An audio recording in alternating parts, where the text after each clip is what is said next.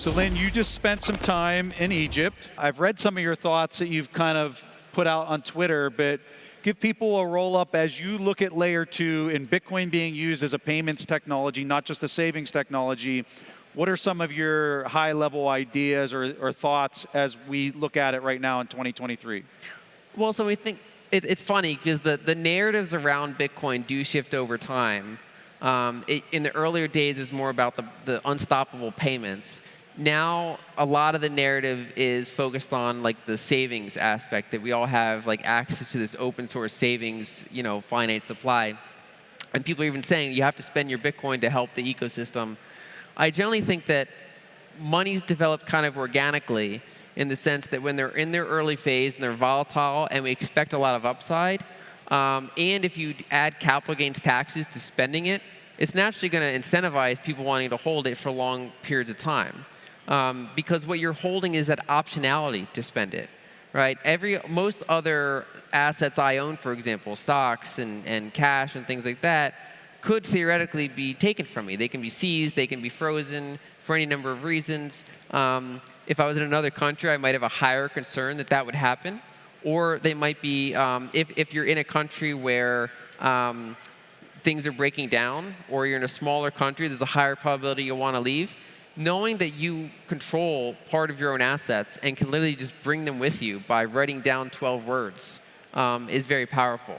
So I think people miss over the optionality aspect, that we don't hold Bitcoin intending never to spend it. It's that we hold Bitcoin because we like the optionality that we can spend it.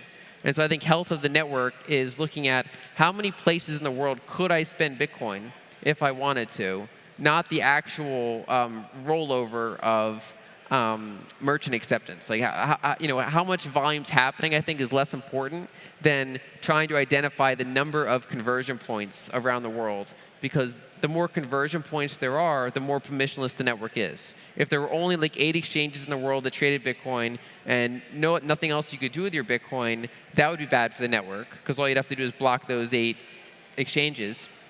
But the fact that there are merchants that accept it, that there are merchants that merely would convert it into any other currency in the world, the fact that you can buy gift cards with it, all this optionality that exists globally is important, even if most people, what they're doing with it is holding it for the long term. And then the third one that gets overlooked is unit of account. So money is not just payments and savings, it's also the unit of account that you make your money in. And people, I think, overlook the importance of that. So for example, in Egypt, they have 20% annual money supply growth. And so what that means is that if you're a worker there and you're not making like a 20% raise, like you're not getting a 20% raise every year, your share of that money network is being diluted. Like your purchasing power is being left behind. The burden is on you to try to secure that raise every year. And of course, the percentage of people that can do that is very low. So what happens is, over say a 5-year period, most people are making less dollar equivalents than they were 5 years ago. So it's like you're working harder, you're getting more experienced, and you're going backwards in terms of your financial autonomy. Not only are your savings getting devalued, but your income stream is getting devalued.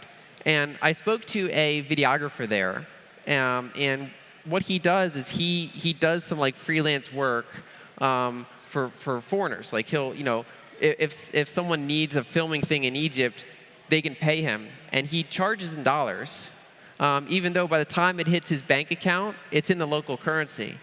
But the reason that's important is let's say he charges $100 per gig last year, and then Egypt does a big devaluation. He's still charging $100, which means he's charging twice as many local currency units as he used to, whereas most of his peers that have domestic clients are not, they didn't get a 100% raise if the currency got cut in half, and whereas he did. So that doesn't solve his savings problem. He still has to separately solve his saving problems. Like when he gets converted to local currency, he still has to do something with it. But that unit of account, I think, is really important, because every year that you have inflation, and not just CPI inflation, but like actual money supply growth inflation, every year that happens, it's the burden of everyone to keep up with that dilution.